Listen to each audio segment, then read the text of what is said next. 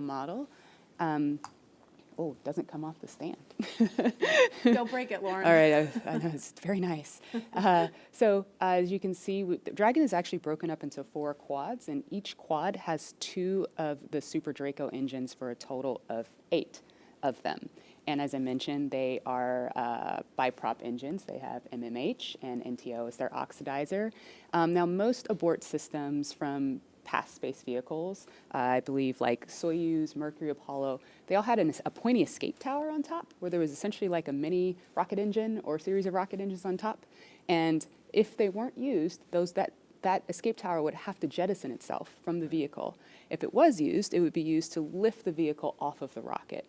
Well, Dragon is a little bit different in that its escape system is actually integrated into the vehicle, and that's great for a couple of reasons.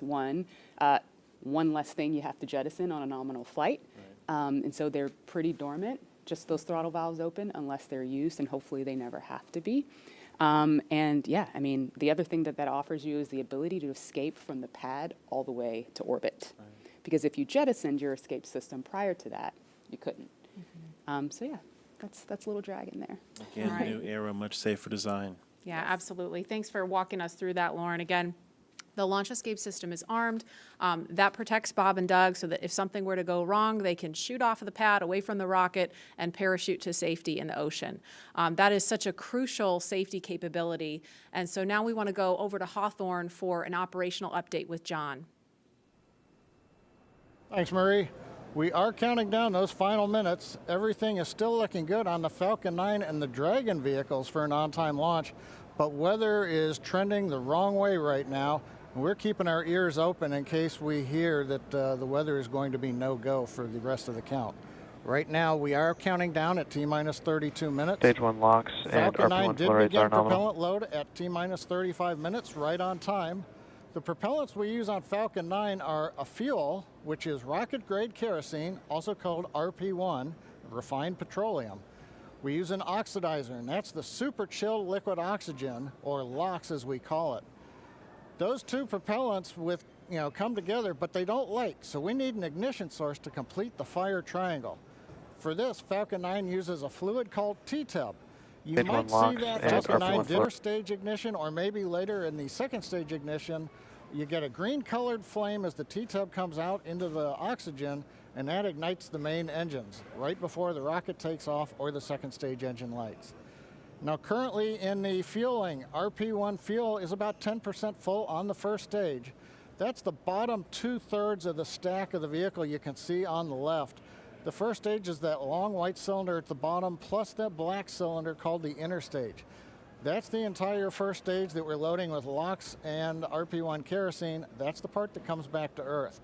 The second stage just above it, the white cylinder, and then above that will be the Dragon trunk and the capsule. Now currently, the second stage is also loading fuel with RP1. That's about 8% full right now. We are loading liquid oxygen on the first stage. The second stage liquid oxygen load will begin at T-minus 16.5 minutes if the weather cooperates. So LOX loading will then continue on both the first and second stage until the last few minutes of the countdown. Helium loading is also underway into pressure vessels on the second stage. We use that to pressurize the tanks in flight as the propellant is being pulled out by the Merlin turbopumps. Dragon on board the spacecraft. You can see the astronauts are monitoring systems while propellant is loaded into the Falcon 9. Now, when we flew the first demo flight last year and then the in-flight escape test earlier this year, the sounds inside the Dragon capsule were recorded. So as part of the training, the sounds of the propellant loading were played back to acclimate the crew to what they're experiencing now. I'm listening to some discussion on one of the back nets, trying to track where we are with the weather criteria. We're just passing another weather gate right now, trying to see whether or not the conditions are go. In certain situations, when the weather is no-go, you have to wait 30 minutes, and we are now inside of 30 minutes. But if the cloud moves away, if the conditions improve, we may be able to continue the countdown for another 14 minutes and reassess.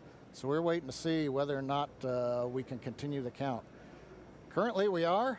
The range, they're ready to support with no problems in the air and the sea space area. But again, the weather, that's the one that's looking bad, and we're going to continue to listen. And as a reminder, today we have an instantaneous launch time.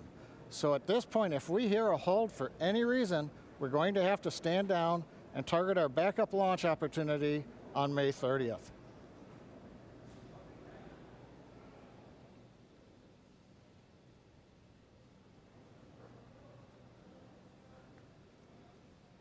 For Demo 2, Bob and Doug's flight to station will take about 19 hours, and their journey is fairly similar to the trip our Cargo Dragon makes back and forth to the International Space Station, with two noticeable differences: docking and splashdown.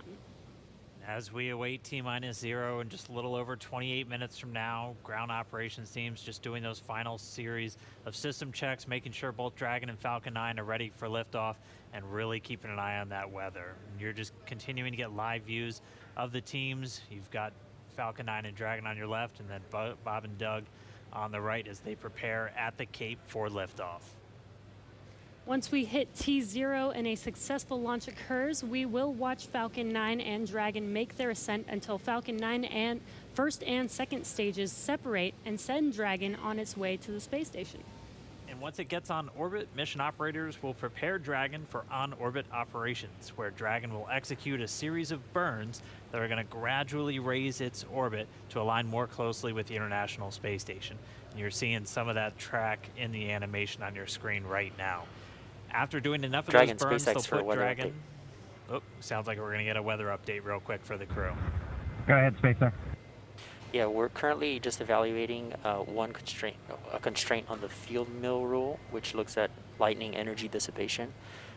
We expect to have an update at about T-20 and more information there on whether we would be able to continue into the prop load or scrub at that time.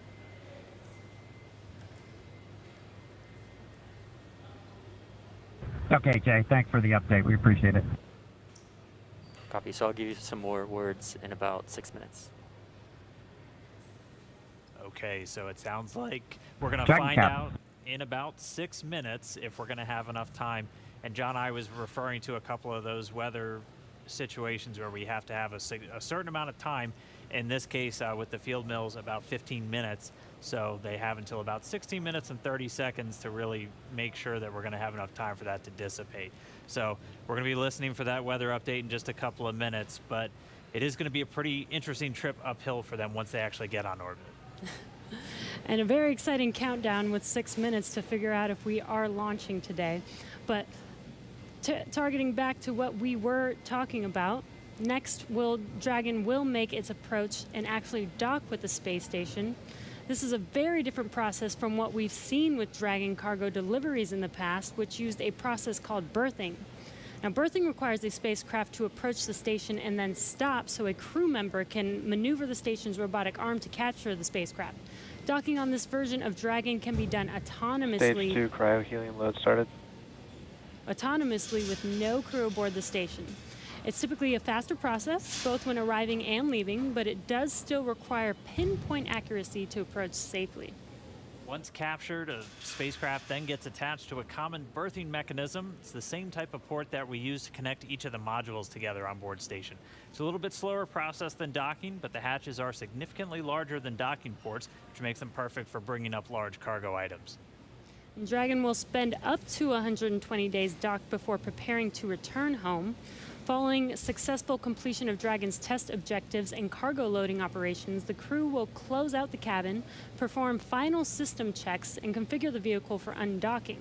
Once the automated undocking sequence is complete, Dragon will complete 2 departure burns using its Draco engines, pushing it away from the space station. And then after Dragon departs the station, it's ready for its trip home. And that'll have deorbit entry and landing and a number of other operations. If you're looking at this animation, it might look like we're playing the one we played originally in reverse, because that's kind of how it goes, but just a little bit quicker. All of the operations following the final departure maneuver will include things like trunk separation, closing that nose cone again, executing a deorbit burn, and once they're inside the atmosphere, deploying drogue and then main parachutes, and then finally splashing down off the Florida coast, at which teams will move in, get Bob and Doug up out of the water and get them out of the capsule once they're on the boat.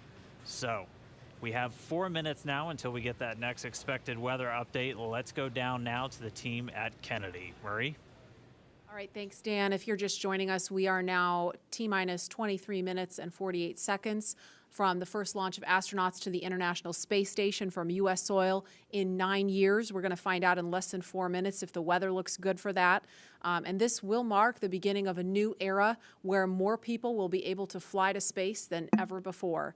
In fact, we took a poll a little bit earlier to ask you if you had the opportunity to fly to space, would you go? And 86% of those of you watching answered that you would go to space.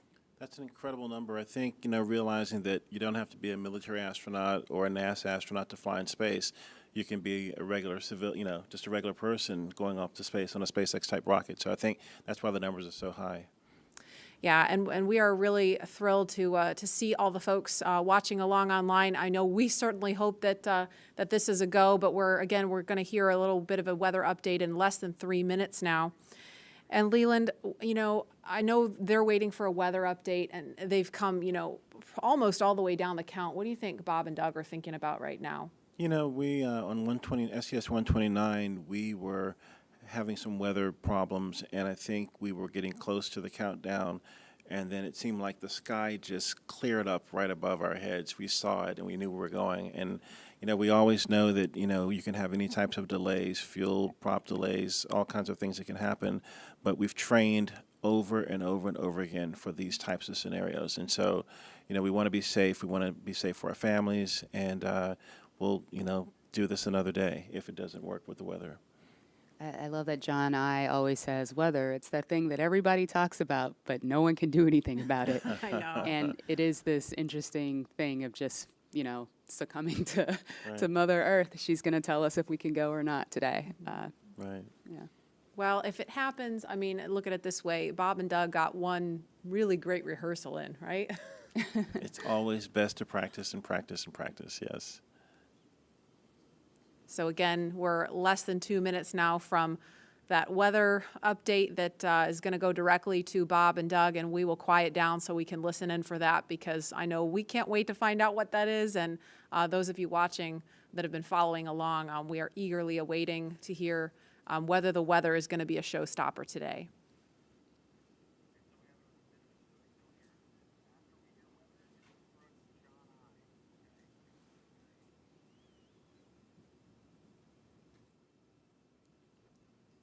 These clouds can seem really deceiving at times, right? You see the blue skies peeking through and you think everything's fine, but you just don't know. That's why we have Absolutely. those launch weather officers. Absolutely. And I know, we've talked about it before, but it's not just the weather in Florida that they're looking at. They've got to look at weather downrange. If they were to have an abort in flight and they needed to come down somewhere in the ocean, they need to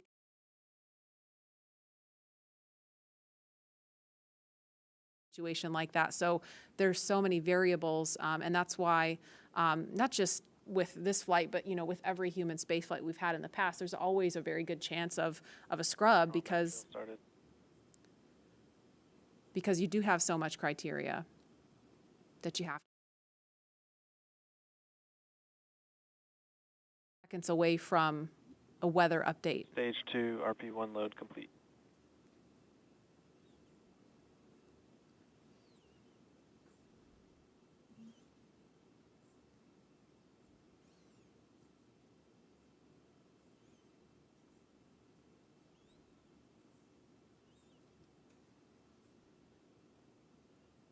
That is liquid oxygen you see venting off the rocket. That's completely normal and expected. We're standing by for a weather update. Unless you can give us another 10 minutes, I don't think we're going to get there with any of the rules today. I'm going to give you 10 minutes. Another 10 minutes past T0. Oh, 1640, 1645 local. I think we'll probably be clear on all the rules, but not quite going to make it for this. Okay.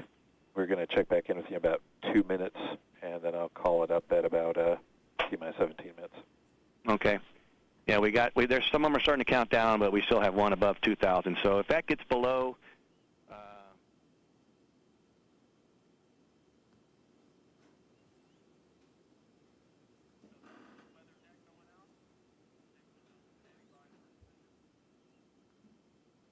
And that didn't sound great right there. That was the weather net going out, but we're still standing by for a final decision.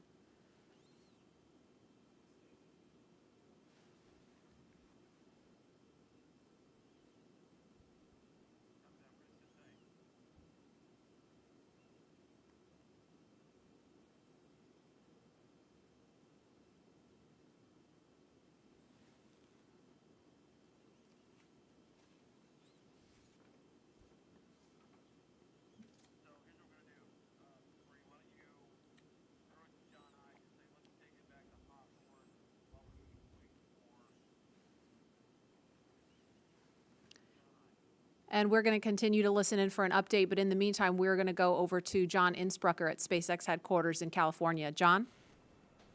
And Dragon SpaceX on weather, we're still not T-minus looking, 18 good minutes currently. and counting. LD is We are still having red some on weather. discussions. Expect an update from LD. We're waiting in about in a another few minute minutes. for one final check with weather. We're going to check at Okay, T-minus great, and 17 copy. minutes possibly. We don't really expect that things will have improved. The weather officer was not optimistic.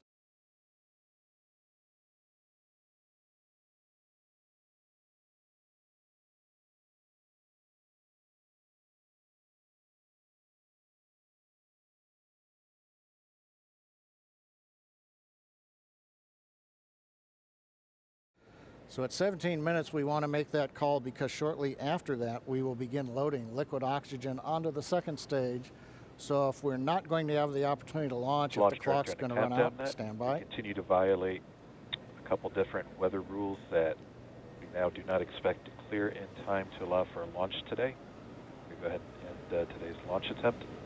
Launch control would end the launch auto sequence and proceed into the launch abort auto sequence, please.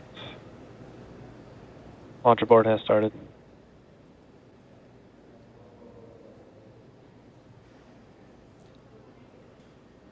And Dragon SpaceX, unfortunately, we are not going to launch today.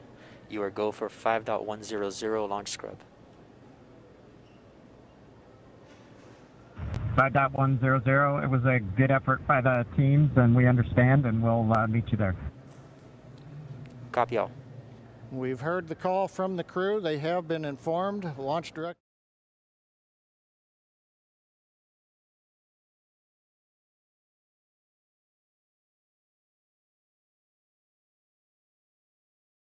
Try what they understand, and we are here to try another day.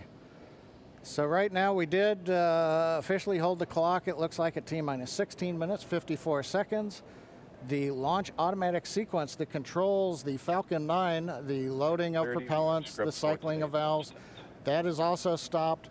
We now proceed into what is a normal scrub sequence for us. We practice this every launch. So now we move into safely taking the propellants, the pressurization gases back off the first and second stages. As things get into a safe configuration, then we will disarm the escape system on Dragon, and we'll bring the crew access arm back around the spacecraft. So right now, we got down to just inside 17 minutes. The hardware was working very well on both Dragon and spacecraft.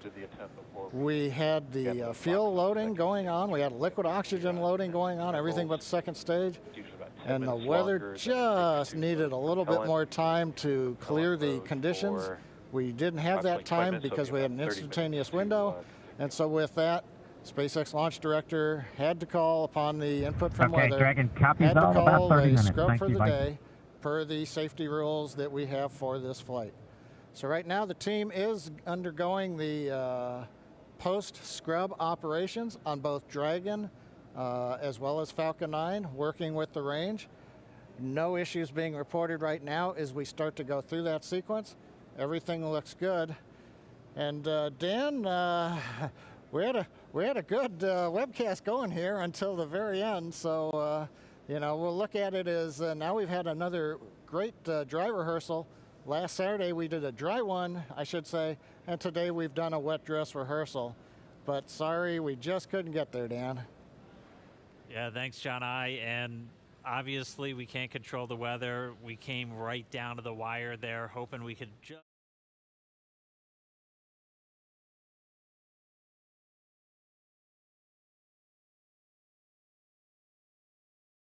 So we're going to be doing this all over again, essentially, on Saturday, on the 30th, and that launch attempt is going to be coming at 3:22 p.m. Eastern Time, so a little bit earlier in the day. It's going to look largely the same to everything that we saw today, with the crew waking up, going through suit up, making their way to the pad. So we're going to feel a lot of deja vu, I think, on Saturday. Yep. But still exciting. Safety is always first, so if weather was not there for us today, hopefully Saturday it will be there for us and we will have a safe launch on Saturday. Yeah, the initial weather report still had us at about, I think, a 40% possibility of violation, so weather a little bit better, but we're still going to be kind of rolling the dice. It is Florida in the spring and summer, so storms are always a possibility.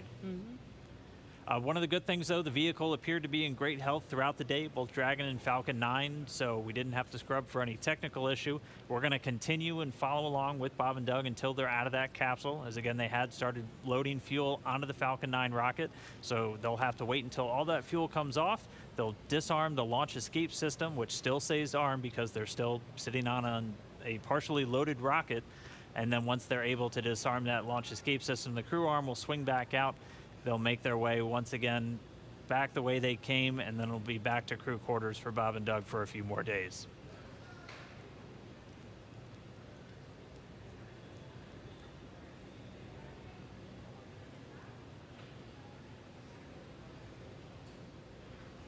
But if you're just now tuning in, wondering why we're not still counting down, we did have a launch scrub today. We were just a little under Stage 17 1 LOX minutes. and fuel flow rates are nominal for offload. Expecting about a 40-minute offload time. And so that call out, the LOX, the liquid oxygen fuel pumping out of the first stage of the Falcon 9, everything looking good with that. Expecting about 40 minutes for all that fuel to come off. So again, once that fuel comes off, Bob and Doug will be able to disarm the launch escape system, and that crew access arm will swing back out. They'll be able to make their way back down and then over to crew quarters. So unfortunate scrub today because of weather. That was the one thing we were tracking from the moment we started today, watching Bob and Doug get suited up for their launch. We did abort today's launch, or scrub today's launch, with a little under 17 minutes to go until our T0 time, which was 4:33. So that's going to move us to our next attempt, which is coming up on Saturday, and that time is going to be 3:22 p.m. Eastern Time, so a little bit earlier in the day for Bob and Doug and for everybody else watching around the world. They're still going to have a 19-hour flight to station if that's when we launch, and a lot of the stuff that we saw today is going to look very similar, but we're just going to have to try again, cross our fingers, hope for a little bit weather, T0 better time, weather, which was for next time. And again, this goes with every launch. We do track everything all the way down to T0 to make sure that everything is go, making sure that the range is go, weather is go. So this is standard procedure. We always tend to make sure that we have a backup day, launch day, in case we do have scrubs like today. So this is pretty normal and standard. Nothing to be worried about. Again, we do this for the safety of our vehicles, as well as today we had astronauts on our vehicle. So even bigger reason for us to make sure that we have safe weather for them to fly. And just a reminder for everyone still tuned in, it takes about 40 minutes for all of this propellant to come off of the Falcon 9. And while it is offloading that launch escape system on Dragon, which is designed to pull the capsule away if there's any issue with the rocket or anything on the pad, that is still armed. So we're going to continue to stay with this until all the propellant's off, and then we'll see the launch escape system get disarmed. Bob and Doug will be able to open up their visors again. The crew access arm will swing back out and link up with Dragon, and they'll make their way off and then down the tower at the pad. But if you're just now tuning in, no launch today. We did have to scrub because of weather. We're going to be moving to our second attempt on Saturday, just a little bit earlier in the afternoon. Just going to continue to stand by as this propellant comes off. We heard a call that everything was going nominally or as expected so far. And then once all the propellant's off, we should see Bob and Doug make their way out of Dragon shortly after.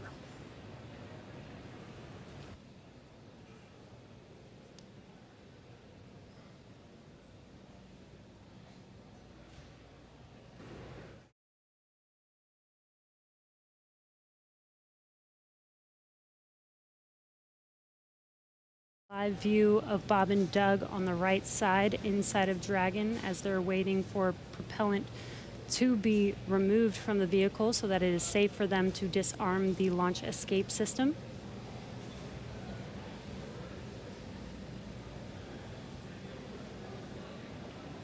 And this will take a bit of time, so we are going to stay live with you to watch this as they exit the vehicle eventually and come down from standing down on launch today. Up until the point of the scrub, we had a really clean countdown, weren't tracking any issues with Falcon 9 or the Dragon spacecraft, so always a good thing to see. We did have to scrub because of that weather. To be a little bit more specific, we were still in violation of one of the weather criterias. It was the strength of electric fields in the atmosphere that the 45th Space Wing and other weather operators are monitoring around the launch pad. And that's one of those rules where we need a certain amount of time if we're in a violation. In this offloads are case, nominal, roughly 50% on stage 1 locks in fuel, 85% on stage 2 fuel. so the propellant offload on Falcon 9 continuing to go well. But we needed a little bit more time if we were going to be able to clear that launch weather constraint. And since we do have an instantaneous launch window today, we weren't able to make it. So we hope for better weather coming up on Saturday, where again our next launch attempt is going to be at 3:22 p.m. Eastern time, and we'll be able to go through everything. I mean, we saw them get suited up. They had a great ride out to the pad. All of their initial checks on both the suits with pressure checks and communication checks went well. Able to get the Dragon hatch closed, the launch escape system arm, and Falcon 9 started its fueling.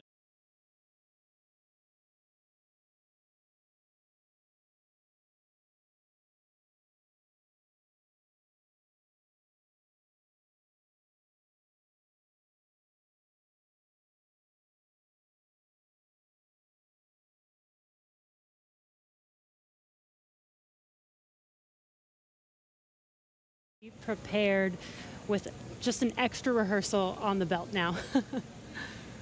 Yeah, as we had talked a couple of times throughout our countdown, the weather is a lot more complex when we're launching humans. You have some more stringent requirements in place, not only around the pad, but in the case of this launch today, we were also looking at whether the entire ascent corridor, as we call it, so basically the entire way that they were flying up the east coast of the United States in this launch today, we're monitoring.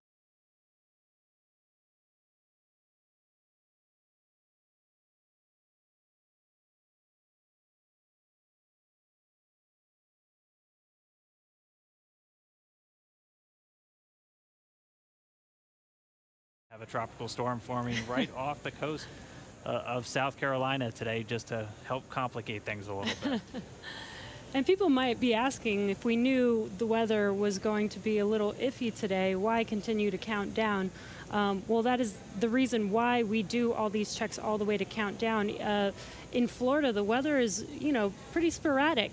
Sometimes a thunderstorm or hurricane will pass through. Within 20 minutes, it's gone, and we could have clear skies for a safe launch. So we continued as scheduled.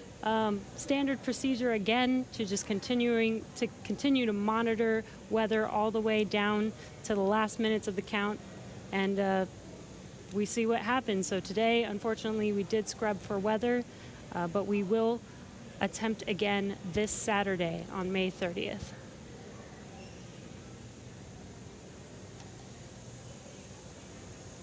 And Dan, Jesse, a couple of things to add on there. Right now we are 11 minutes after the scrub was called. Liquid oxygen and fuel are coming off of the first stage. Hard to tell from the view. It's still a little misty around the tank because there's locks on board. But we're between half and a third of each of the fuel and LOX tanks filled on the first stage. So propellant coming out right per plan. The second stage fuel tank is offloading. That's going slower, but it's also a smaller tank. It doesn't take very long to either load it or to offload it. The other thing that we're working on is the high pressure helium spheres as well as the nitrogen spheres for the landing leg system. The pressure will be brought down on those, eventually getting it down low enough to where people can re-enter the pad area. So right now, the team is preparing, once they get a permission, the SpaceX ingress-egress technician team will come back inside the caution area around the pad, make their way up when conditions are right, open up the hatch and assist the astronauts out of the Dragon. I'd like to point out that for those who are wondering whether or not, having gone through this, putting propellant, pressurization gases on, getting fairly close to launch, whether that has done anything to wear out the Falcon 9 or the Dragon, the answer is no. If you can recall, the Falcon 9's designed for at least 10 flights, and about time we get up to a 10th flight, we'll be doing testing to find that we probably got enough margin to continue keep flying. So this is the very first flight of a new first stage and a new second stage. So we haven't even gotten through the first flight, and in all of our margin calculations, we also take into account the fact that we may scrub a launch. So even today's operation, where we have pressurized and we have stressed the vehicle a little bit, that's taken into account in our design and our qualification testing. The other good thing is that the most stressing part of the flight for the Falcon 9 on the first stage is the re-entry. So we didn't even get through that. So we're sitting here on the pad. It's a fairly straightforward situation and not stressing on the Falcon 9. And on the Dragon spacecraft, with the human rating factors to carry crew, there is enough factors of safety, margins of safety, redundancy, that just having 2 people on board and closing the hatch and even pressurizing the propellant system does not eat into the margins of the Offloads vehicle continue nominally, 30% on stage 1 So launch, right now everything's 35% continuing to stage 1 offload. fuel. The automatic sequences that we use routinely, both at the launch sites, Kennedy Space Center, Cape Canaveral, even Vandenberg Air Force Base, as well as in our Texas test site for first and second stage. Those sequences are running. Propellant is coming off of the vehicle per plan. And we see Bob and Doug up in the Dragon spacecraft, just waiting when we can get up there, open the hatch, and help them egress and come on back down the tower. And the other thought I had, Dan and Jesse, is right now we are coming up on what would have been T0. And I'm wondering 10 minutes from now whether the weather officer would turn around and say, yes, it turned good. You just didn't have a long enough window. We only had 1 second and we needed 10 minutes. So we'll have to ask offline and say, hey, did the weather conditions improve? And one thing I'll tag on to that Dan was mentioning and Jesse was talking about, the launch opportunities. The launch window does move earlier on Saturday a little bit. So it just happened to be Orbital Dynamics said today, if you want to go to the International Space Station and you want to launch northeast, which is the approved trajectory, you have to go right at 4:35 p.m. Eastern Daylight Saving Time. You pick another day, the T0 moves. It's just luck of the draw. We might have been doing this at 8 in the morning when we were getting lightning, or we could have been doing it a few hours from now when conditions may have been acceptable. So in the end, we can all look at Isaac Newton and Johannes Kepler for orbital dynamics telling us when do we launch, and that stuck us right in the middle of a period of bad weather. So there's my science lesson for today, Dan and Jesse. Appreciate that, John. That helps soften the blow of just moving past that T-0 time. But for anybody, if you're just now tuning in, wondering why Falcon 9 is still sitting there on the pad as we move past that T0, we did have a scrub for weather today, just not able to clear all of those constraints. We keep a very close eye on the weather around the pad and their whole way Dragon uphill. SpaceX for weather.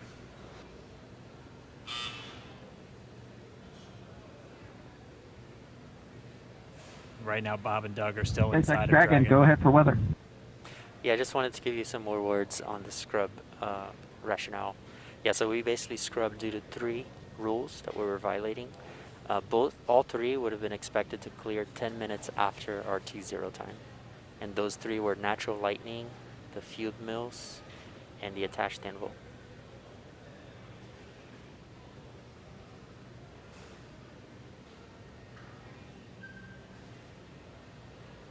Yeah, we copy, Jay. We appreciate that update. We could see some raindrops on the windows, and just figured that whatever it was too close to the launch pad at the time we needed it not to be. So we appreciate that and understand that everybody's probably a little bit bummed out. It's just part of the deal. Everybody was ready today, and we appreciate that, and the ship was great.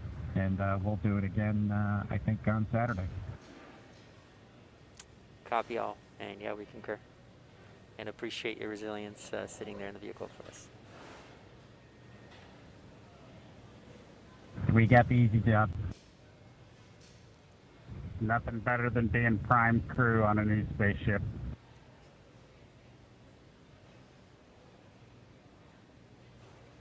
Copy that. All right, some great words from Bob and Doug. They're feeling good inside Dragon. They'll be ready to go when we make our next attempt on Saturday. Right now, we're just still waiting for all of the fuel to come off the Falcon 9 rocket. After Stage 1 that, LOX and fuel roughly 20%, and Stage 2 fuel 36%.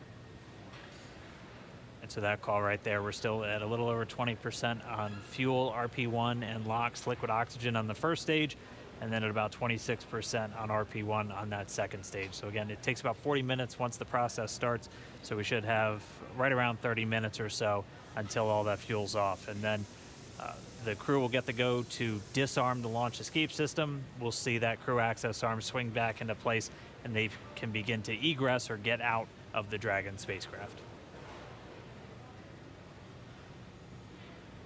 And you heard it live, that weather update of what we violated. We were just 10 minutes off, unfortunately, but again, today was an instantaneous launch. And as John explained, it's due to the orbital mechanics and making sure that at the time we launch, it will allow us to get to the space station on time and accurately.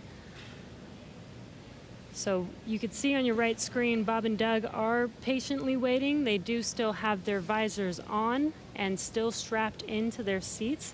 The launch escape system is still armed right now as we are offloading fuel, and will not disarm until prop offload is complete. And this is just to ensure the safety of Bob and Doug and make sure that they can egress safely from the rocket.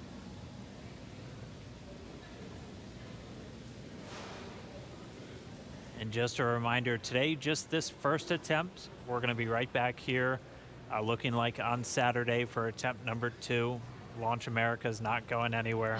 still on the track to get Bob and Doug into space, get this Crew Dragon up to the International Space Station. So it's always good, if you're going to scrub, probably rather scrub for weather than an issue on either Falcon 9 or Dragon. And we weren't tracking any issues with the flight systems throughout our countdown today. Everything passed with leak checks on the hatches and the crew suits. All the communications working great. All the teams were ready to go. So as John and I said, always nice to have a little bit more practice, and we'll be right back at it on Saturday. What would this launch be if it wasn't even more exciting to try and launch today, and now we have to push it to Saturdays? Really got to build the suspense. Yes. So, Hey, Dan and Jesse. Another thought crossed my mind while I'm watching the diagram here showing fuel is just about off. First and second stage, we're down under 10%. LOX is also just about off of Stage 1 LOX first is under stage. 10%. Yep, and we're stage getting 1 the and announcement. Stage 2 fuels roughly 20%. Stage 2 fuels at 20%, stage 1 LOX is under 10%. So just continuing to come off of the vehicle as expected. On the monitor, Bob and Doug continue with visors down. Their launch escape system is armed, as we've mentioned. If there is anything that were happen to go wrong right now, they still have the viable pad abort means, something that we demonstrated way back in 2015 on one of these webcasts when we fired the Dragon capsule using the 8 Super Dracos off of the launch pad, and it splashed down offshore in the Atlantic Ocean. So they're staying there with the system armed until all the hazards are essentially removed and we bring the crew access arm around them. We're standing by a minute. We're going to listen to Launch Director talking to the weather officer.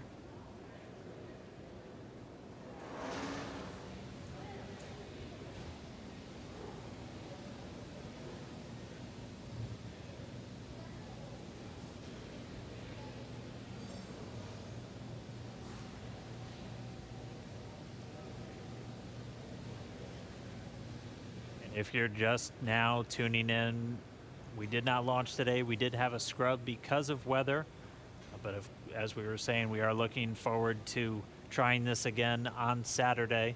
Our launch time on Saturday will be another instantaneous window, so we'll have to have the weather cooperate again, and that launch time will be at 3:22 p.m. Eastern. I think our last weather update put us at about 40% probability of violation. John, I can check me real quick.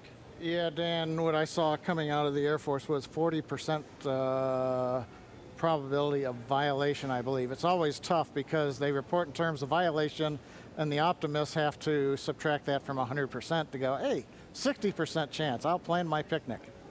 We were listening, the SpaceX launch director, Mike Taylor, was talking to the launch weather officer asking about the 3 criteria that scrubbed us today. It sounds like in another minute or two, the lightning and the attached anvil cloud rules will clear. The field mill rule, charge in the atmosphere, is still bouncing around, and so, hey, we may need several more minutes before that one would clear. So we'd need even longer than 10 minutes in the window today, it looks like, for all the rules to clear. That brings up what I wanted to mention a little while ago. I got lost listening to the weather brief. But there are a lot of folks who are going, why an instantaneous launch window for Falcon 9 and Dragon?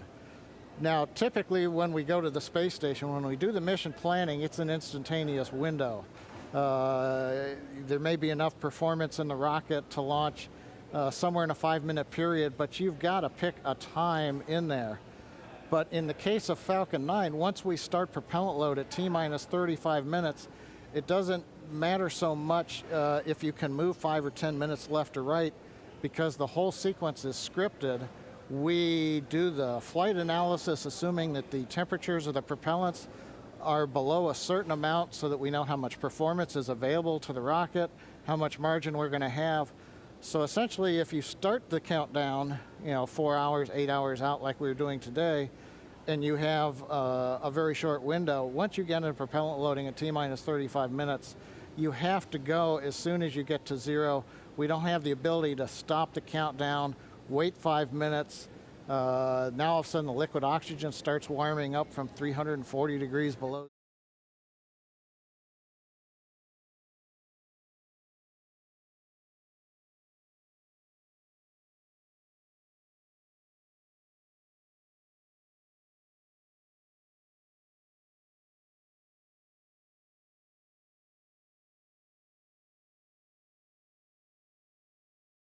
It's about an hour and a half. Reload a whole new batch of cold liquid oxygen and fuel from the big storage tank that we've got there at pad 39A and try to launch again. But in that case, you have to be able to launch, about an hour and a half or so later after you scrub. And in the case of the International Space Station, an hour and a half from now, it's nowhere near where we need to be to get to orbit with the performance of the Falcon 9 and the Dragon. So today it's a combination. We start the day with a 1 second window. Yeah, just informing you, it's but been once 2 we hours, get inside of 35 minutes, so it becomes an instantaneous window for the Falcon 9, regardless of what the customer may be able to give us. So there's a little explanation for folks who are wondering why we have such a tight window. Okay, right now, it looks like we are bringing the last bits of fuel off of the stage, and liquid oxygen is just about off of the stage. So things are clocking right along per the 40-minute timeline. Everything looks good, and we'll wait to hear that we're clear, and then when we get the call for Bob and Doug to go ahead and disarm launch escape system, and the crew access arm will watch come back out, center itself around the Dragon hatch, and then the ingress team will go up there and open the hatch. Thank you for the science lesson, John I. Hey, no charge. Much appreciated. We did hear a quick call to the crew there. We should be just under 10 minutes away from that prop offload completing. It looks like we're just tracking Stage 2 the fuel offload RP1. is complete. And there we have the confirmation. Stage 2 offload's complete. And we should have now just the RP1, so that densified propellant, or the RP1 is kerosene. We should be under 10%, a little under 10 minutes until that's off. And then we'll step through those events we were discussing where they'll be able to disarm the launch escape system, get the arm back out there, and Bob and Doug can begin to exit the Dragon spacecraft.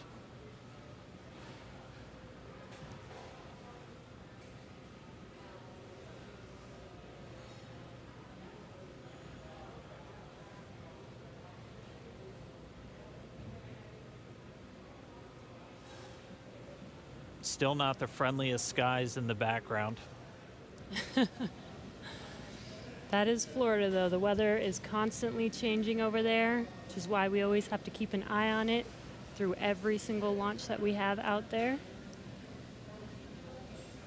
Bob and Doug are patiently waiting. As you can see, that is a live view of them on the Crew Dragon vehicle as they're waiting prop offload to complete. Second stage prop offload is complete. We are just waiting on first stage to complete. Stage 1 LOX offload is complete. Waiting on stage 1 fuel, roughly 5 minutes or so. And again, the launch escape system is still armed. We are waiting for a prop offload to complete before they disarm that, and then they will be able to egress from the Crew Dragon vehicle. And we just heard we should be just under 5 minutes away from the last of that fuel coming out of the Falcon 9 first stage. And then we'll see those events start to pick back up, and we'll see the crew arm swing back out. They've been in those seats for a couple hours now. They typically get inside of Dragon a little over 2.5 hours ahead of launch. So they've been strapped into these seats for quite a while. They are custom sized though, so they're as comfortable and as snug as possible. Obviously, since they're going to be in them for a really long time, but most importantly, when you're doing that splashdown at the very end of the mission, it's your car seat, and splashing down or landing on land is not the most gentle of procedures in a capsule. So just really making sure that they're snug inside of that Dragon capsule. But we should be a little under 5 minutes away from the prop offload being completed. And as Dan mentioned, those suits are custom made, but the seats are also custom fit for each astronaut as well.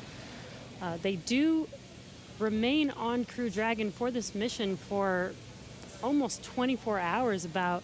So we do want to make sure that they are comfortable and make sure that the suits and the seats are comfortable enough for them to stay in that position for a while. I believe when they get into orbit, they are allowed to get out of their seats and get a little bit more comfortable, but it's a long ride for them. Yeah, once they do get on orbit, they are able to get out of the seats and actually out of their suits too, since for this flight path today, it was going to take them about 19 hours. So Bob and Doug would actually have had about 8 hours to sleep on board the Dragon capsule.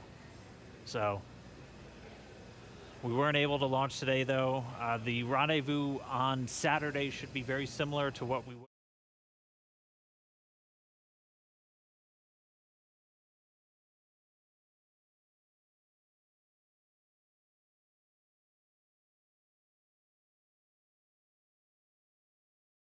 paces before it arrives at the International Space Station, because again, this is a test flight, and this is this last test before we certify the Dragon spacecraft for regular crewed flights, which will just be bringing up those long duration 6-month, maybe even a year-long missions. Right. And it should be a very exciting test flight because it's pretty much like an actual mission. When Bob and Doug get on the station, they will be performing some research while they're up there and performing tests and doing some final things for this demonstration mission. Yeah, but I mean, just for right now, we are just going to continue to stay with them until we see them come out of Dragon, because the launch escape system's still armed while we wait for this propellant offload to complete. That's just done as a safety measure. Anytime you have rocket propellants beneath you, you want to make sure that we have a good way for them to get out of the way. And so we should be within just a couple of minutes for that final bit of RP1 coming off the first stage, and then we'll hear the crew get the go to disarm that launch escape system. We'll see the crew access arm swing back in. But if you're just tuning in, expecting them to be in space, we did have a scrub today due to weather. Our next launch attempt is going to be this Saturday, May 30th at 3:22 p.m. Eastern Time. And just like we did today, we're going to be bringing you every single step of the way. It's going to look a little familiar if you watched all of today's, but it's going to be just as exciting. I could imagine it might even be more exciting with all the anticipation that we've hyped this launch up for with already going through it all today. But again, the more practice we have, the better off we will be. Hopefully next launch attempt we will have a flawless launch and actually be able to lift off with good weather. Yeah, weather is going to be the big thing that we'll continue to watch. That was the culprit today for our scrub. And our initial weather reports already looking at about a 40% probability of violation. So as John and I was saying, the optimists in us have to say that's 60% good. So we're going to look at the good side of this, and that's roughly what we were in the days leading up to this. We won't have a rogue tropical storm forming off of South Carolina on us on Saturday, but Florida weather will always be dynamic, so we'll just continue to track and hopefully get a good chance hit that window on Saturday. And just a reminder, everything else on the vehicle and for the mission was looking good today. It was just the weather, which, as John I said earlier, and Lauren even referred to him mentioning this, weather is the one thing that we actually cannot control on our missions. So unfortunately, it did cause us to scrub today, but the vehicles are healthy. Bob and Doug were ready. And they should be ready to go again with the next launch attempt on Saturday.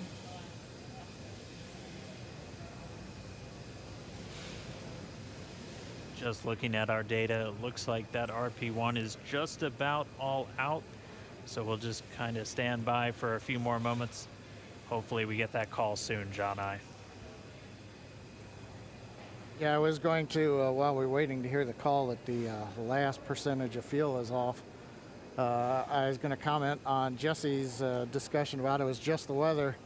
I think during this countdown, there were more words said about the weather than everything else. Uh-huh. I'm listening right now to a weather discussion in the background. Yeah, and again, for people wondering,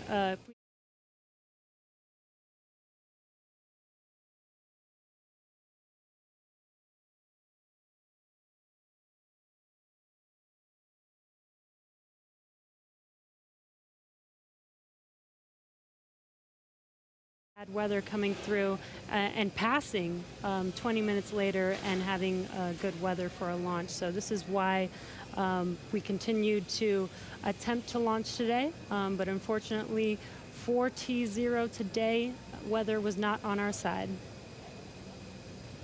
Yeah, and Jesse, this is John again. I dropped off to listen to a weather discussion. They were just giving the times. The lightning rule went green, so we could have gone without a lightning concern. The attached anvil rule cleared, but the field mill rule is expected to clear at 58 minutes after the hour. So that's another 4.5 minutes from now. So we were close, but we needed about 25 minutes later launch time. It does remind me, at risk of offending some people, but the old saying that says it's better to be on the ground wishing you were flying than flying wishing you were on the ground.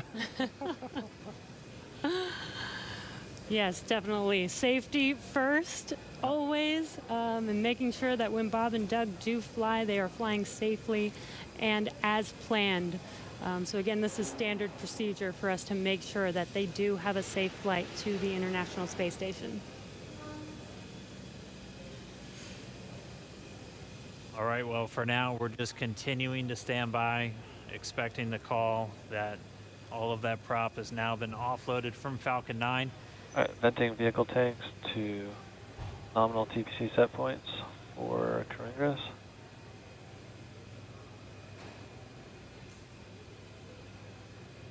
At this moment, the launch escape system still armed. Once the prop offload is complete, that'll be the next step in our procedures to have Bob and Doug begin to make their way out of Dragon.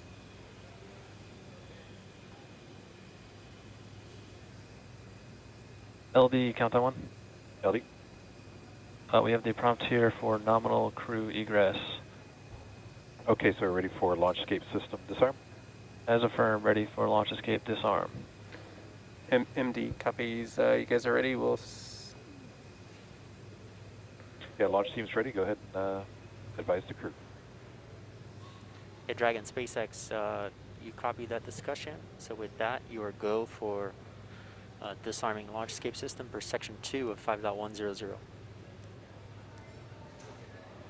We'll put that in work. Section 2, disarming the launch escape system. All right, that was the call we were waiting for, propelling off of Falcon 9. So Doug Hurley, Bob Ankin now going to disarm the launch escape system on Dragon. And once that's disarmed, those 8 Super Draco engines will be out of the mix. SpaceX Dragon launch escape system has been disarmed into Alpha Decimal 3. Copy that. We concur. And showing then confirmed the launch escape system has been disarmed. And Dragon SpaceX, with that confirmation, you are go to open your visors and proceed to section 3. Okay, we'll open the visors and go to section 3.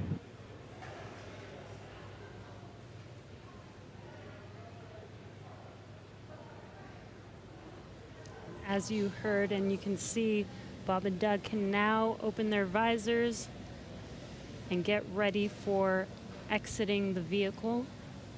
Again, they kept their visors on while the launch escape system was armed, while prop offloading was continuing. And that is just to make sure that they are safe. Now that there is no more propellant on any of the vehicles, they are safe to have disarmed the launch escape system and now are getting ready for that crew arm to swing back, the hatch to open, and for them to egress. SpaceX Dragon with an update. We're holding in 3.4 and we're ready for seat rotation when you are. Copy that. We'll wait for the closeout team to open the hatch and verify clearance, and then we can execute seat rotation.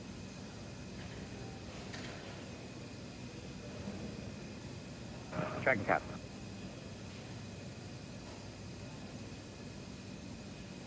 And there's that crew arm swinging back towards Dragon. Once that crew arm is in place, they will be able to open the hatch on Crew Dragon. Bob and Doug's seats will rotate back out of launch position so that they can safely get out of their seats and egress the vehicle. And we heard they'll have what they call nominal egress, so just the normal procedures for getting them out of the capsule. That means the same closeout team that was there to get them in will be able to assist as they come out. They'll arrive and get that hatch open, and then they'll be able to rotate the seats. That'll rotate Bob and Doug pretty much forward, where they'll be in the original position that the seats were configured when they made their way into Dragon. It just gets them a little bit out and under the displays and makes getting in and out of the capsule a little bit easier. They've been in those seats for about 3 hours at this point, so definitely a long day for the crew. As they woke up about 6 hours prior to our T-0, had their breakfast, which we confirmed was steak and eggs, at least for Doug Hurley. And then they proceeded through all of the suit up and the trip to the pad, making their way inside Dragon, where they've been for about the last 3 hours at this point. We were on track for an on-time liftoff right at 4:33 p.m. Eastern time, but did have to scrub a little under 17 minutes before launch due to weather. So for now, we've offloaded all of the propellant off of Falcon 9. The launch escape system has been disarmed. That crew access arm is back right up next to Dragon, as you can see in that view on the left. Pretty soon we'll see the teams arrive to get the hatch open, get Bob and Doug out, and they'll make their way back to crew quarters and their quarantine. It is important to note that throughout the entire process of them getting into Dragon, suiting up all of those different steps, they maintain that same quarantine that they've been in since for about 2 weeks now, and that is specifically for events like today, where we have to scrub and just go to another day. So we don't want to break that quarantine once we're putting them into that launch vehicle, and that's a standard quarantine that we have for any crew members flying to the International Space Station. The current COVID-19 pandemic obviously puts a little bit of extra pressure and a little bit of an extra spotlight on that, but they're following a lot of the same procedures that we have in place just to keep crew members healthy before they go and spend several months in space in an enclosed environment with just a couple of other people. Right, and it's a little bit more difficult to get them help on the space station, right? So we want to make sure that when they do head up to the space station, that they are fully healthy. So this, again, is standard procedure, not just because of this pandemic that's going on. This is a standard procedure for astronauts to quarantine prior to heading to the station. And as Dan mentioned, this is a standard procedure to exit the vehicle as well. We did scrub today, but this is not an emergency state. This is standard procedure. This is something that is practiced and rehearsed and made sure that we do follow our standard procedures to make sure that everything is still safe. Bob and Doug exit safely and go back into quarantine and get ready for our next launch attempt. Looks like they're getting a chance to stretch their legs, though. Yeah. Yeah, Dan, Jesse, I'm monitoring along in the scrub procedure right now. They're getting the goes to get the folks back to the pad, the crew that'll open the hatch. So they have notified the team chief, launch engineering, to return to the pad. As a reminder, around the pad, the Air Force and NASA set up roadblocks to make sure nobody gets into the hazard area. So they will head to the roadblocks, they'll pull them open so that they can drive to the pad. So launch director, I think, is estimating it's still about 15 minutes for the crew to drive all the way down out to 39A, get up the tower, and then begin operations on the hatch. They have confirmed that the purge of the Dragon service section, which is nitrogen during the countdown to avoid an oxygen leak, that is back on air now. The crew access arm is on air, so they're ready for the egress team to get up into the tower, but it's going to take them a little bit still, I think, to drive down the road in the vehicles and go up the elevator. But everything continuing to run per a normal scrub countdown, which we have had the opportunity to practice with the crew in, for example, the dry dress rehearsal last Saturday, after we had done the static fire of the Falcon 9 the day before.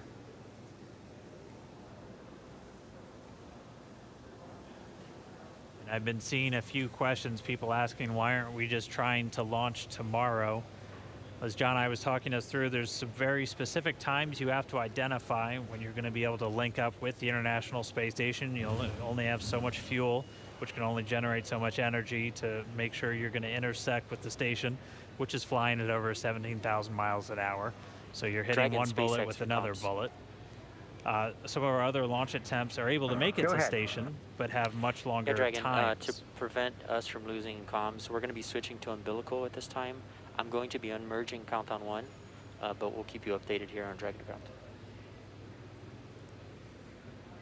Okay, yeah, we see the Cedrus countdown with a little over 3 minutes. We'll stand by for your next call on umbilical. Copy. The crew getting a call, they're just going to reconfigure some communications. But as to why we're not launching, say, tomorrow... And core and Countdown 1 loops are merged.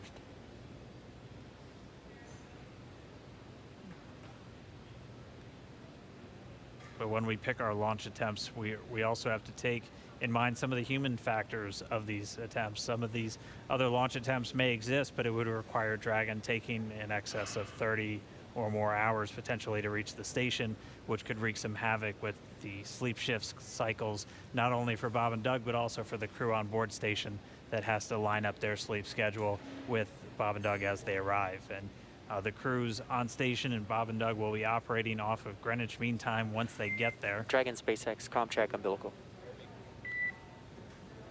SpaceX Dragon, loud and clear on umbilical. Copy, have you the same.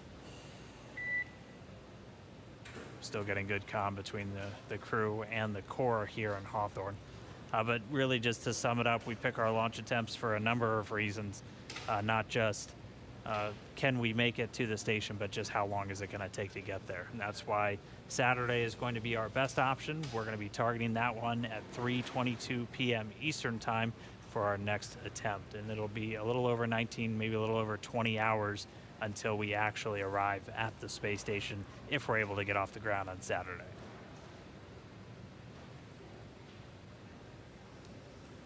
And this gives Bob and Doug, a few days to kind of shake off the nerves from today's launch attempt, give them some more time to rest, and again, get ready for our launch attempt on Saturday.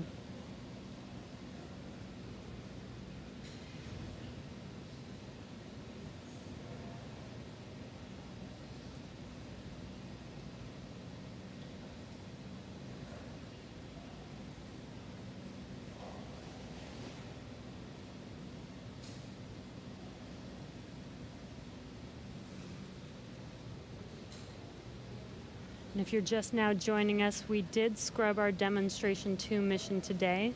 And as John mentioned, we are waiting for the egress team to make it back to the launch pad, head up the tower, and help the crew, or help Bob and Doug egress the vehicle.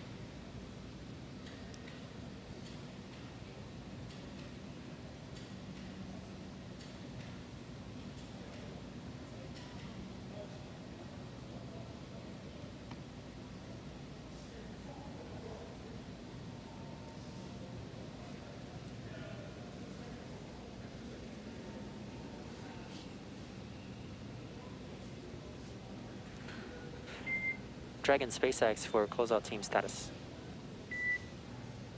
Go ahead. Yeah, the closeout team has arrived at the pad and they are proceeding to the White Room. Copy that. You heard that call out. The egress team is at the pad and are proceeding to meet Bob and Doug in the White Room, where they can open the hatch and help them exit the vehicle. Yep, and we'll continue to stick with Bob and Doug until we see that hatch get open and them start to make their way out. And then they're going to, oh, and there we can get some views once more back at the pad. You can see that egress team moving back in. They were wearing the black clean suits that we saw as they were helping Bob and Doug get into the Dragon just several hours ago. They're now going to get on the elevator, make their way back up, down the crew access arm, and then we'll get that Dragon side hatch opened. And as we saw earlier, this is a very tall structure, but that elevator is pretty quick there. So we saw them enter the bottom of the tower. It should be a very short time before they make it to the top and are able to get to the White Room and open the hatch for Bob and Doug.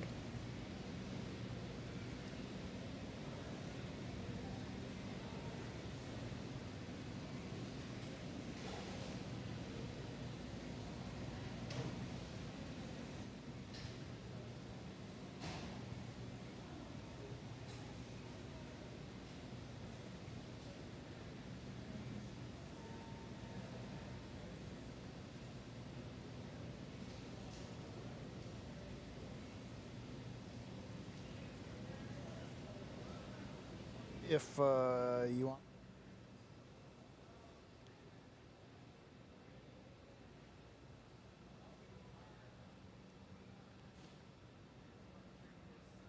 And it should just be a few more moments. We'll see that closeout team make their way back into the crew access arm and down the hatchway.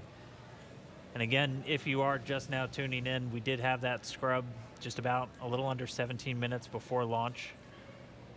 Our next launch attempt is going to be this Saturday, May 30th.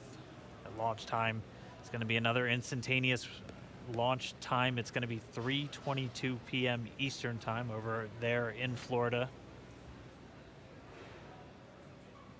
And assuming an on-time launch, it'll be a pretty similar flight that we were looking at today, where it'll be roughly about 19 hours before they make that initial contact to the International Space Station. They'll get on orbit and execute a series of 5 different burns to gradually raise their orbit until they're just a few hundred meters below the station and maybe a few kilometers behind, and then they'll do all of the final approach initiation maneuvers. And by that point, the team here in Hawthorne will be working very closely with the team down in Houston in the International Space Station Flight Control Room. Weather for Saturday still not ideal, but it's roughly what we started out with today, where we have about a 40% chance, possibility of violation, and it'll be tracking a lot of the same issues with cumulus clouds and potential precipitation. We'll also be keeping an eye on all of the downrange weather.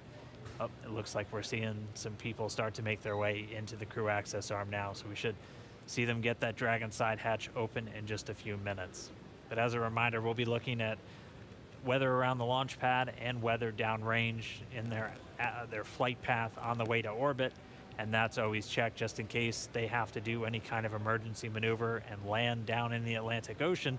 We will be making sure that the weather is at acceptable levels all the way until they're into space. So you can see the team coming down now. Should see the hatch open momentarily, and then we can begin to get Bob and Doug out of the Dragon spacecraft.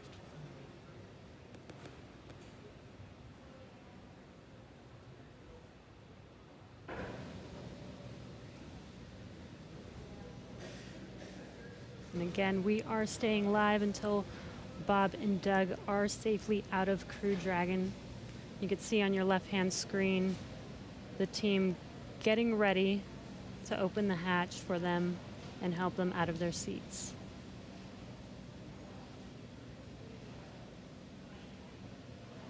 And at this point, the launch escape system has been disarmed. That was done after we successfully offloaded all of the propellants from the first and second stage of the Falcon 9 rocket. There are propellants loaded into Dragon, so the teams looked like they were just doing what we call kind of a sniff test, so using a portable detector just to assess the atmosphere around the Dragon capsule itself before they get the hatch open and bring Bob and Doug out.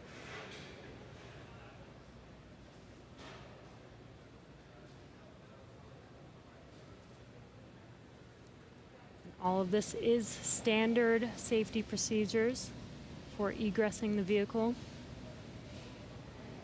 This is to ensure the safety of the crew, as well as Bob and Doug. Dragon SpaceX for status.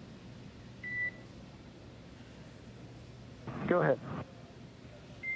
Yeah, the closeout team is at the White Room. They are configuring the crew arm for egress, expected to take no earlier than 10 minutes. Okay, 10 minutes. Thank you.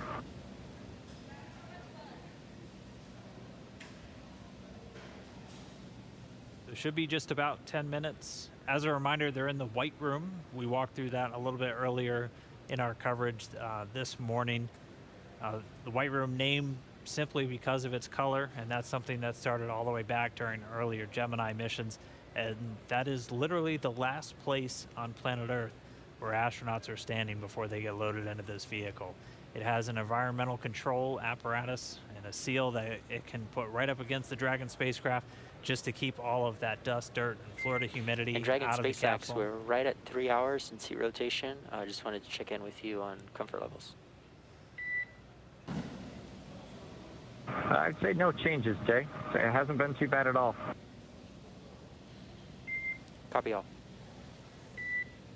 And obviously at this point, with the launch escape system disarmed, we have loosened up straps and gotten our feet out of the straps on the bottom of the seat, so it's a little more comfortable anyway. Copy all. Looks comfortable.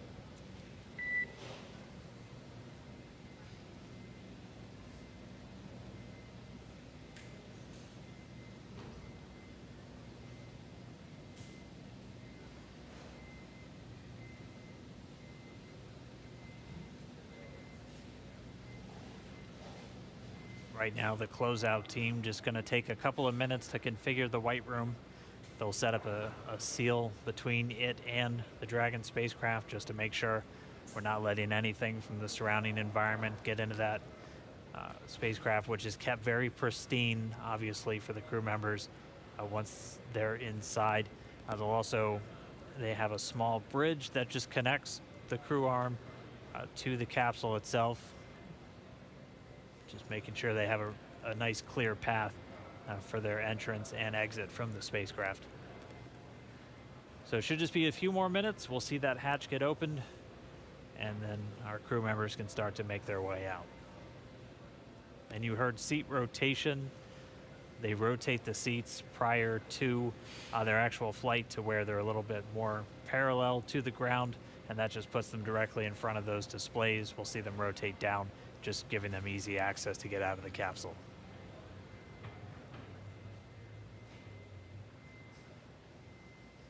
And as Dan mentioned, we want to keep FOD out of the capsule. FOD is foreign object debris, so that's basically anything that does not belong inside of the vehicle. So not just like dirt and dust, but just anything that was not meant to be inside of there should not be there. So we are doing everything as a standard procedure to make sure that we do keep FOD out, especially since this is going to be another attempt and another opportunity for FOD to enter the vehicle. As they're exiting, we still make sure that we keep everything basically like a clean room.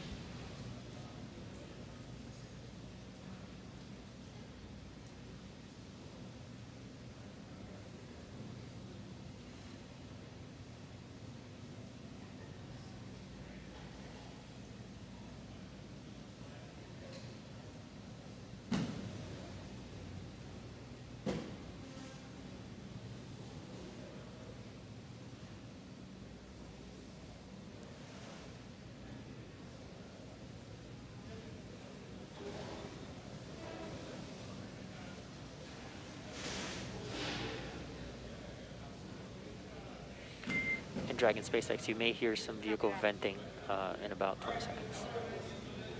Copy.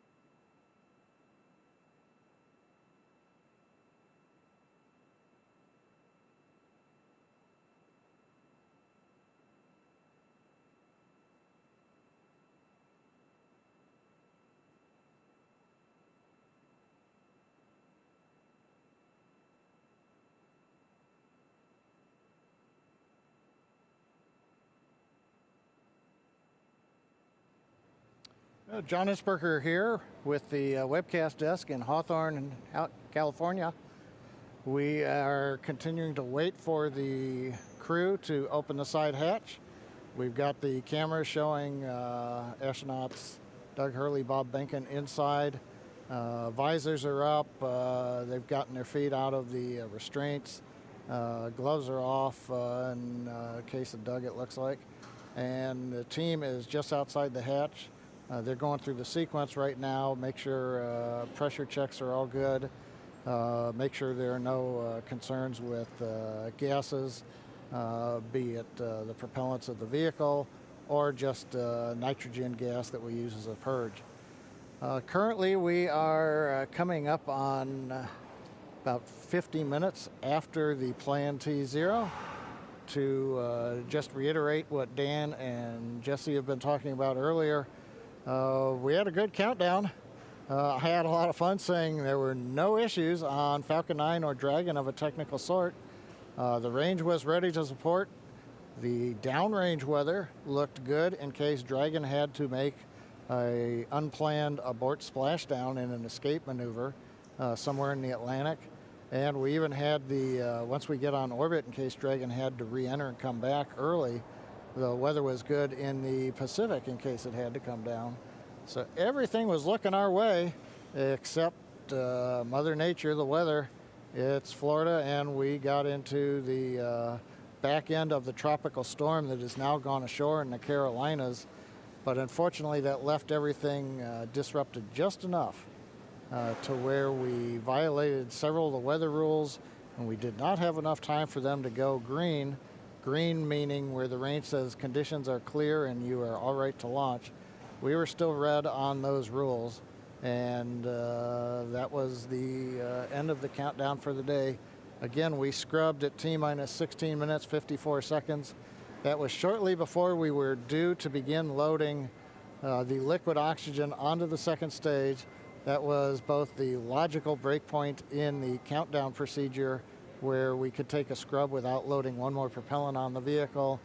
And at the same time, that was when the range gave us the final bad news that we weren't going to get green conditions before the clock ran out of T0. So continuing to watch right now as the crew works to get the hatch open. They send final commands, making sure that everything's go. Once the hatch is open, the ground crew can verify that there's nothing in the way under the seats that Doug and Bob are sitting in, and we will get a seat rotation again, get them back a little bit more vertical. They're more on their backs right now in the launch position, so they'll rotate, then they'll help them out of the seats, and they'll come back out and down the arm and off of the tower.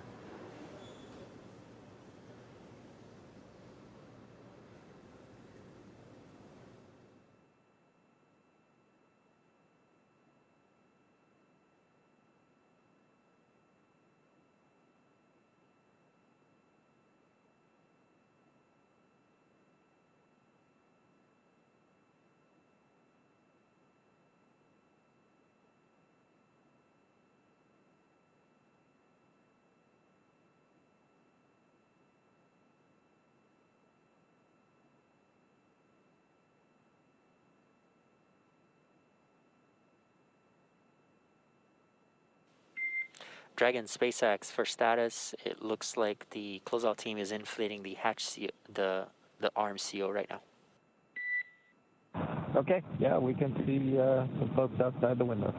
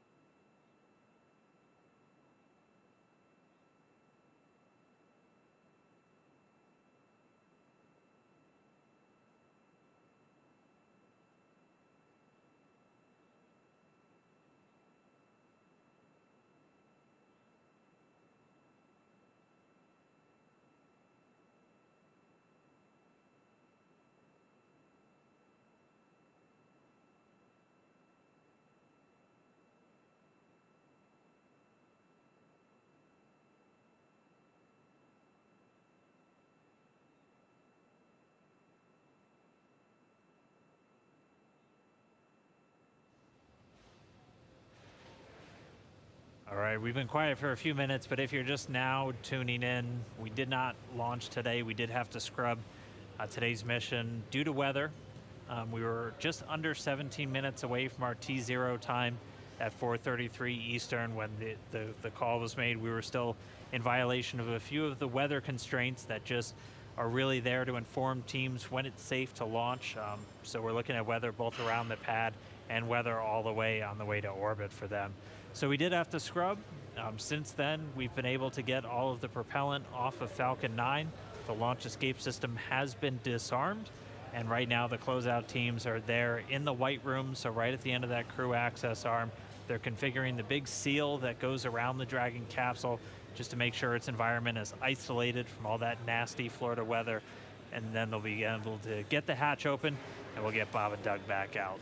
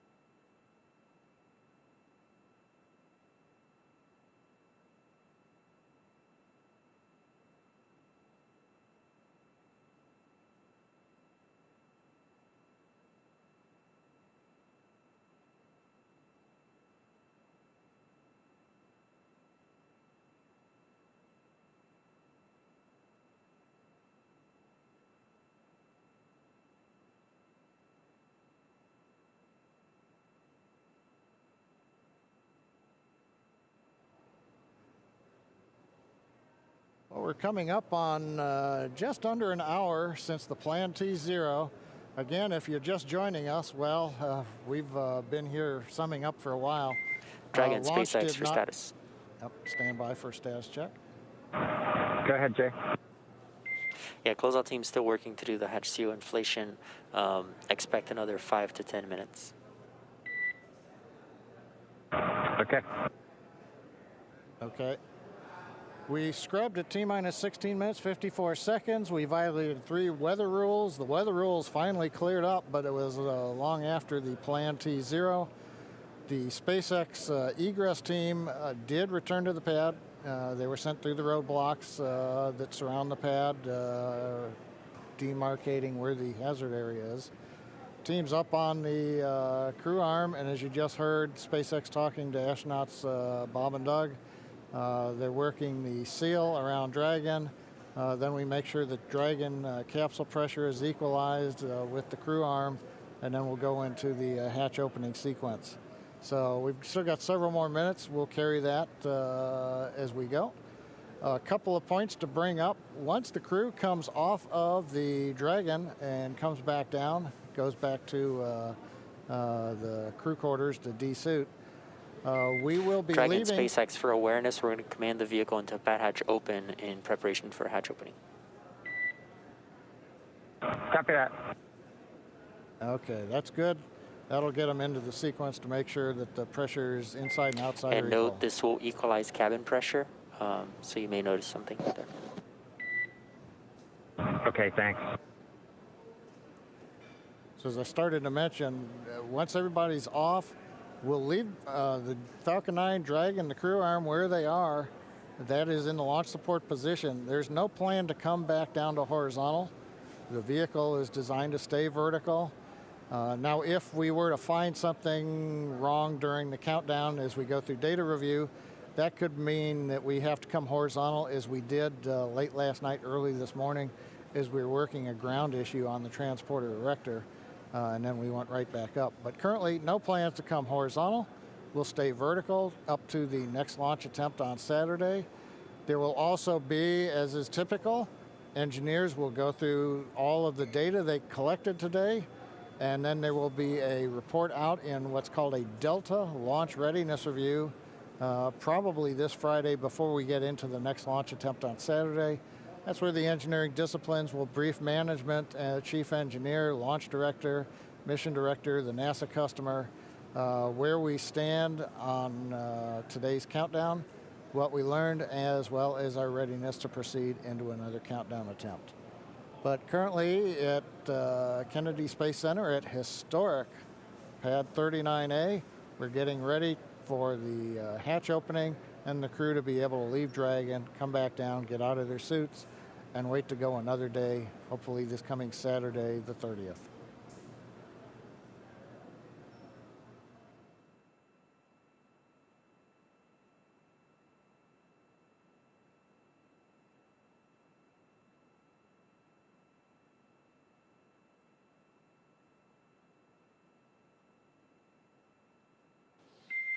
And Dragon SpaceX, sure you see the vehicles in pad hatch open. The AVVs are now open, and that nitrox injection is complete. Yep, we felt it and heard it, and copy all.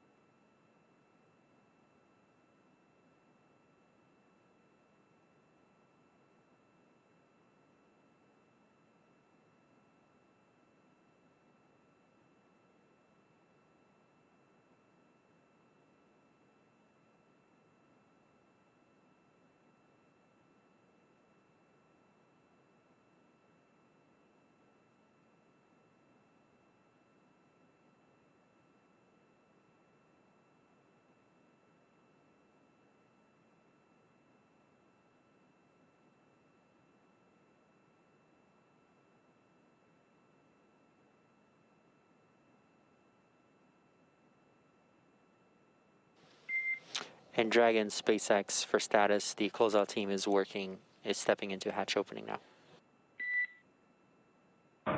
Copy.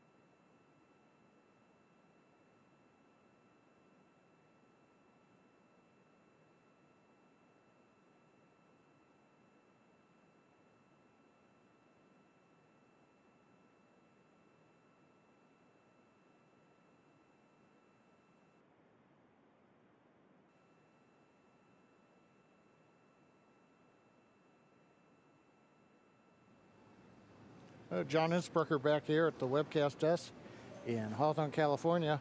We've got another camera up, and you can see the side-by-side view on the monitor. Astronauts Bob and Doug inside, waiting for the hatch to come open. We're still in the middle of a equalization step. Make sure that pressure inside the Dragon is equal to the ambient pressure, so that when we open the hatch, it just comes open without any extra force. You can also see the SpaceX team is up alongside the capsule. They are removing essentially the thermal protection devices. You know, for example, if you have a door handle on your automobile, if you're going to have to re-enter from outer space, you're going to have to put a small heat shield over that door handle. Otherwise, any kind of protuberances, cavities could be subject to burnup. So they have to take their time, make sure that we get all of the thermal protection safety devices off, so that they can then get access to the mechanism to go ahead and bring the hatch open. So what you are watching right now on the left monitor is the egress team going through the steps. This is typical. We're not hearing any chatter over the pad net that they're having any problems. They just take their time and make sure that everybody's ready to bring the hatch open when they finally get there. So currently we are T plus 1 hour and 11 minutes or so since the planned launch. Obviously, we're still on the ground as we're going through the post-scrub operations to bring astronauts Doug Hurley and Bob Bacon out of the capsule. And you can see now hatch is coming open.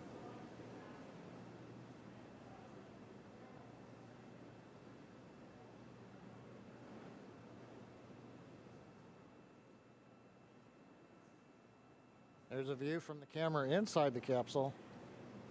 You can see the hatch area. Crew gave a quick wave to the ground crew when it came open. And right now they should be inspecting the area underneath the seats so that we can command the seats to rotate back into the ingress-egress position, make it a little easier on Bob and Doug to get in and out of the seats.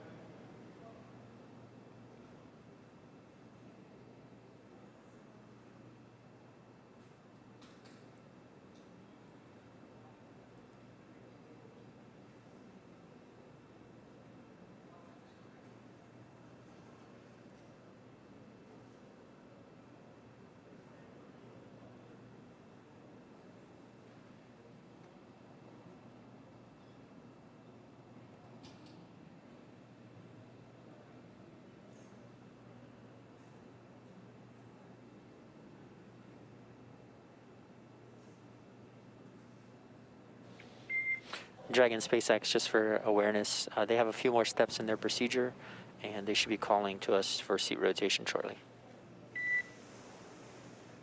Okay, copy that. Yep, we see them working on that. And just as a lead into that, we are ready for the seat rotation. So just let us know when you're ready to start. We'll go.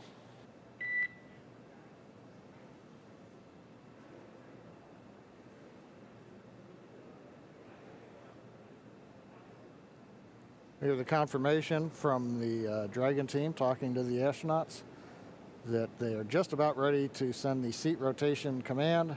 Again, the ground crew is verifying, making sure that none of the cargo that's packed in Dragon underneath the crew, nothing is in the way, nothing came loose.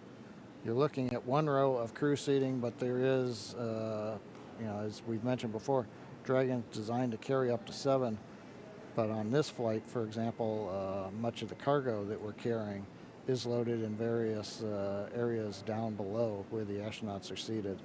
So they're just verifying nothing's in the way so that when they send the rotation command, the seats will pivot without encumbrance.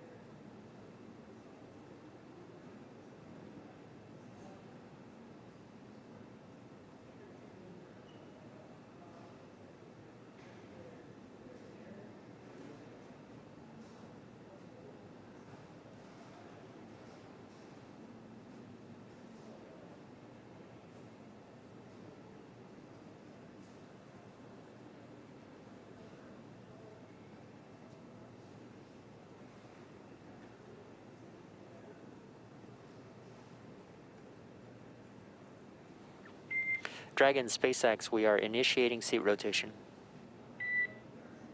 Dragon copies, we're ready.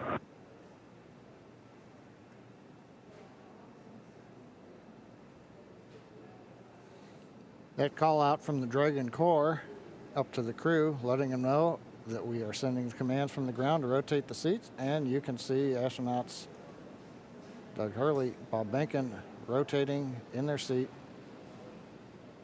back to a more comfortable position to get in and out of the capsule.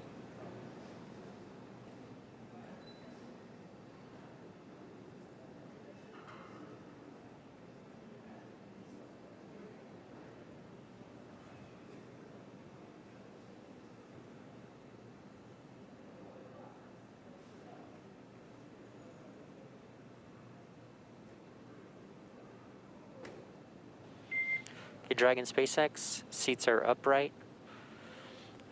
Thanks for the valiant effort today, helping us test our scrub timeline, and we'll see you Saturday. Yeah, we appreciate those words. Everybody did great today. It was a great practice, and we'll do it again on Saturday. Everybody stay safe, and we'll talk to you on the loops. Likewise.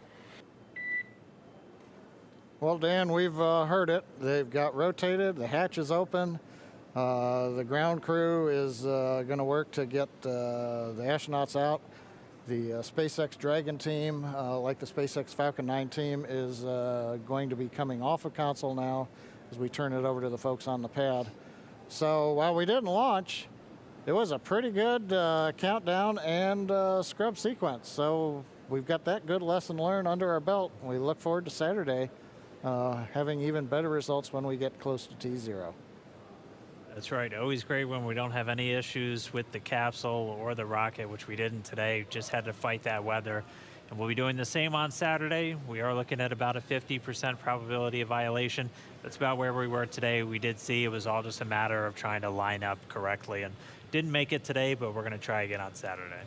Right, and it sounds like we were just about half an hour away from making the launch attempt today with weather, with 50% weather chance on Saturday. Hopefully we have a better day at T0 for liftoff. But we're definitely going to all be back. Jesse, myself, and John I will be here in Hawthorne to take you along every step of the way. We hope everyone else tunes in also, because this is really going to be a monumental moment. We're now going to look towards Saturday for America once again launching U.S. astronauts on American rockets from American soil. With them getting out of the capsule, though, that's going to do it for us here at Hawthorne. We're going to send you back down to Florida for one last check-in with our teams there. So over to you, Marie, Lauren, Leland, if you're still sticking around, and we're going to be looking forward to Saturday. All right, thanks a lot, Dan. Yeah, we're just all sitting here. We watched Bob Behnken just climb out of his seat. Looks like he is out of Crew Dragon now, and Doug Hurley following suit. No pun intended. There we see Bob in the foreground and Doug climbing out of Crew Dragon in the background.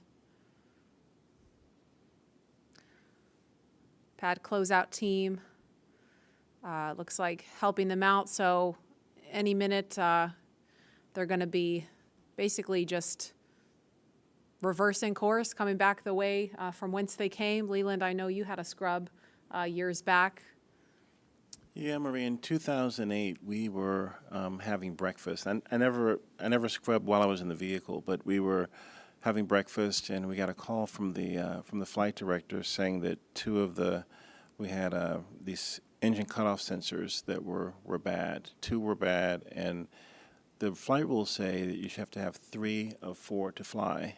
And so we all said we're not going to fly unless we have them. And I think we all need to know that the flight rules are there to protect, our astronauts and their families, and we got very close today. We sometimes get that launch fever that we want to go ahead and just try it anyway, but we have these rules for a reason, and it's really important to stick to the rules, even in the heat of battle, even with dignitaries here. It's just the way that we have to do it as operators.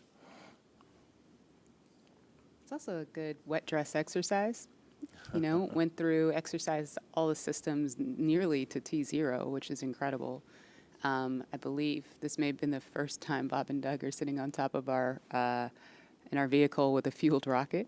So that's pretty cool. Yeah, for sure. Closing the hatch, exercising the environmental life support systems, doing that flight leak check. I mean, all of this is a ton of learning that came out of here, even if we didn't ultimately go to space today. Absolutely. So we're getting a cool view that we wouldn't have seen if they'd launched. They're making their way back down the crew access arm. And they are going to be turning the corner there, heading to the stairs that are going to take them down to the elevator. Passing the worm. Passing the worm. So, yep, they're heading down the stairs now. That's going to take them down to the 255-foot level, and then they're going to be getting in the elevator, take them down to the ground level. And we'll do it again on Saturday. It's actually very reassuring that all systems were go. You know, there was no problems with the vehicle at all, as Lauren, as you said, and it was just some weather. And I think if we have that same performance on Saturday, and the weather gods give us some good juju there, we'll be good to go. Yes, yes, please. I mean, we were so close today. It hurt my heart. If we had 10 more minutes, it sounded like we probably would have made it, but just was not to be today. And of course, we're gonna always do what is the safest thing for the crew. And as they head into the elevator there, we do want to go over to